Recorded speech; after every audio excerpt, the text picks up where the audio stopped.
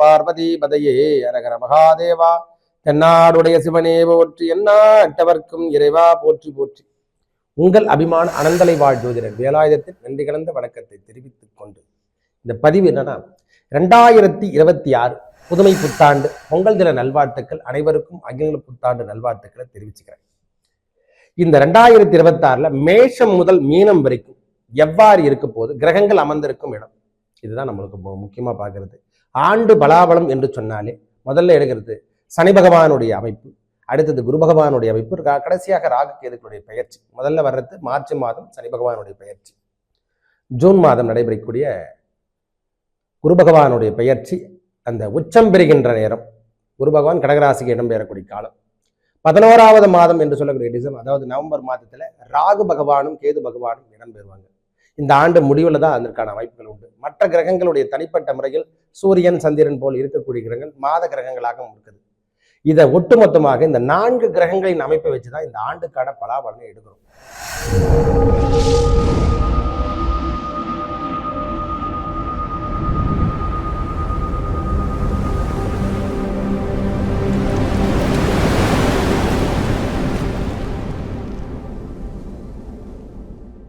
ஜோதிடர் அனைவருக்குமே இதை தான் சொல்ல முடியும். இந்த கோச்சார ரீதியாக வரக்கூடிய பலாபலங்கள் ஒரு மனிதனுடைய வாழ்வில் ஒரு 50 பாகங்கள் முழுமை அடையும் என்று சொல்ல முடியும். இதெல்லாம் தசாபுத்தி தான். நன்றாக இருந்தால் இந்த வாழ்க்கை தரம் உயர்ந்து காணப்படும். மேஷம் முதலாகட்டும் மீனமாகட்டும் எல்லாருக்கும் தசாபுத்தி நன்றாக இருந்தால் இது சப்போர்ட் பண்ணும். கிரகங்கள், திருமணம், குழந்தை, இது மாதிரி விஷயங்கள் எவ்வாறு இருக்கும், இதில் என்னென்ன நடக்க போகுது அப்படின்னு சொல்லிட்டு நம்ம விரிவாக பார்க்கலாம் வாருங்கள்.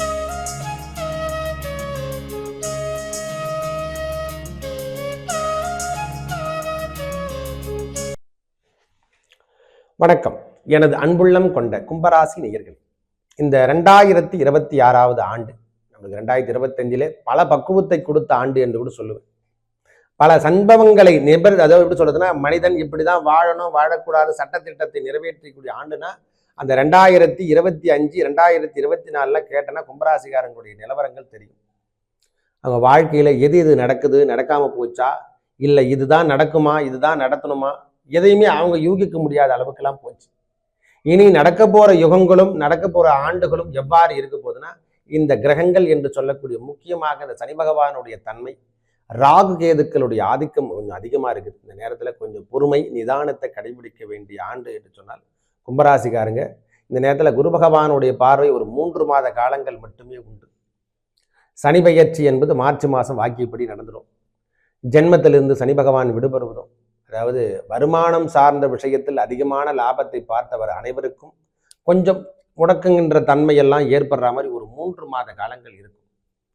அதிகப்படியான வருமானம் இல்லாமல் போனவங்களுக்கெல்லாம் திடீர்னு வெளியூர் பயணம், வெளிநாடு பயணங்கள்லாம் கிடைக்கிறதுக்கான வாய்ப்புகள், ஷேரில் போட்டவங்களாம் தலைகீழாக போனவங்களுக்கெல்லாம் திருப்பியும் பழைய நிலைமைக்கு கொண்டு வரதுக்கான ஆட்கள் எல்லாமே ஜூன் மாதத்துக்கு அப்புறம் இந்த குரு பகவானுடைய பயிற்சிக்கு அப்புறம் நல்ல முன்னேற்றம், தொழில் சார்ந்த விஷயத்தில் அனுகூலத்தை பெறுவது, இது வரைக்கும் ரெட்டிப்பு வருமானத்தை பார்த்தவங்களுக்கெல்லாம் நிரந்தர வருமானமாக வச்சுட்டு ஒரு லிமிட்டெட் பொசிஷன்ல வைக்கிறதுக்கான ஆண்டு என்று சொன்னால் அது 2026 கும்பராசிக்கு உண்டு.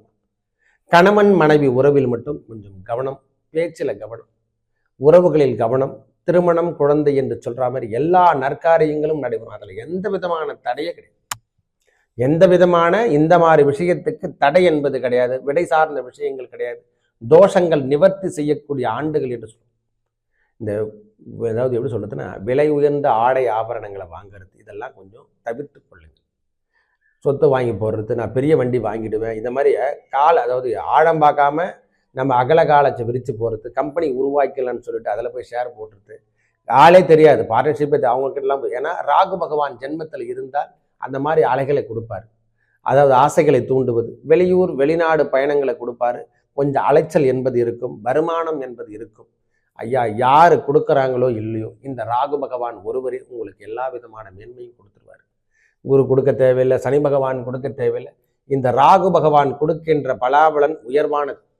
என்னன்னா, பொறுமை நிதானத்தோட செயல்படுங்க. இந்த தேவையில்லாத இல்லீகல் விஷயங்கள், இல்லீகல் உறவுகள் இதில் மட்டும் கொஞ்சம் கட் பண்ணி விட்டுங்க.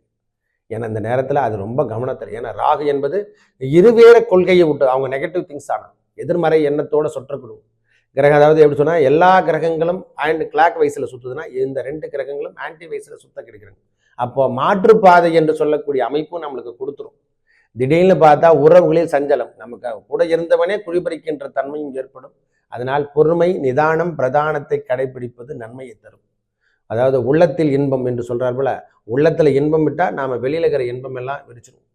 முதல் தேவை வெளி இன்பத்தை குறைத்து கொண்டு இல்லற இன்பத்தை மேற்கொள்ளுங்கள். இறை வழிபாடு, ஆன்மீக பயணங்களை ஏற்கொள்ளக்கூடிய காலம் என்று கூட சொல்லு. தொலைதூர பயணங்கள், போக்குவரத்துலாம் கொஞ்சம் அதிகரிக்கும்.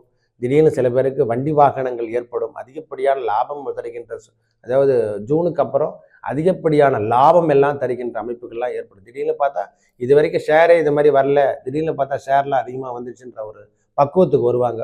நிறைய பேர் ஜிம்மு, விளையாட்டு வீரர், இதெல்லாம் விஷயத்துல எல்லாத்துலையும், அதாவது தடையில்லாத விஷயம், போட்டி போட்ட விஷயத்துல எல்லாத்துலேயும் நீங்க மட்டும்தான் வெற்றி பெறும். எழுதி கூட வச்சுக்கோங்க. இந்த ராகு பகவான் எதையும் கலந்து கொள்ளக்கூடிய தைரியத்தை கொடுப்பார். போட்டி பொறாமை, அரசியலில் ஈடுபடுறது, இது மாதிரி அந்த துணிவான டைம் இது யாருக்குமே கிடைக்காது. என்னன்னா இதை பொறுமையோட செயல்படுத்தணும். இதெல்லாம் நாம செஞ்சோமான்னு சொல்லிட்டு கடைசி நேரத்தில் 2026 முடியும் தருவாயில எண்ணி பார்க்கின்ற அளவுக்கு நாம போயிடும். காரணம், நாம எலெக்ஷன்ல நின்று இருப்போம். எல்லா விஷயத்தையும் தானாக நம்மளை சுத்திக்கிறவங்களே வச்சு நடத்திட்டு வரும். அதனால இந்த மாய பிம்பத்திலிருந்து கொஞ்சம் விடுபட்டு இறை நாட்டத்தை மட்டும் கடைபிடிங்க. ஏன்னா நம்ம பிற்காலத்துக்கு வாழுகின்ற வாழ்க்கை தேவை. அருள் இல்லாருக்கு அவ்வுலகம் இல்லை, பொருள் இல்லாருக்கு இவ்வுலகம் இல்லை என்று சொல்றார் போல, நாம பொருளை இந்த நேரத்துல கையில சேர்த்து வச்ச ரூபாவும் கரையாத அளவுக்கு பார்த்துக்குங்க. திருமணம், குழந்தையாகட்டும், எல்லாமே சக்சஸ் த லைஃப், அவ்வளவுதான் சொல்லுவோம். ஒரே வார்த்தை, விரயமாக இருந்தாலும் அது சுப விரயமாக மாற்றி தரும். அதில் எந்த விதமான தடையும் கிடையாது. ஜூனுக்கு அப்புறம் எல்லாமே நீங்க செய்கின்ற வேலையில எல்லாத்திலையும் உன்னதமா இருக்குங்க. பயப்புன்னு அவசியம் வரவும் இருக்கும், அதுக்கேற்ற செலவினம் இருக்கும், உயர்ந்த வேலை வாய்ப்பும் கிடைக்கக்கூடிய காலம். வெளியூர் பயணம், வெளிநாடு பயணம், கண்டிப்பா டிரான்ஸ்ஃபர் என்பது உண்டு சார். வேலையில கண்டிப்பா ஜூனுக்கு அப்புறம் டிரான்ஸ்ஃபர் கண்டிப்பா கொடுப்பாங்க. அதுல எந்த மாற்று கருத்து. இந்த வண்டி வாகனம் மட்டும் கொஞ்சம் பழுதாக பாருங்க. அதுல மட்டும் கொஞ்சம் கவனத்தை, எங்கு சென்றாலும் ஞாபக மறதி, உற்றார் உறவினுடைய தொடர்பு இதெல்லாம் எப்பவுமே வச்சுக்கணும். மலை சார்ந்த இடத்துக்கு செல்வது, நீர் சார்ந்த இடத்துக்கு செல்றதெல்லாம் கொஞ்சம் நிறுத்தி கொள்ளுங்கள். கணவன் மனைவி உறவில் கவனத்தை எடுத்துக்கக்கூடிய காலம் என்று, அவங்க உடல்நலமாகட்டும், உடன் சார்ந்த விஷயங்களாகட்டும், அவங்க குடும்ப உறுப்பினர்களாகட்டும், இந்த மாதிரி விஷயத்துல கொஞ்சம் கவனத்தை எடுத்துங்க.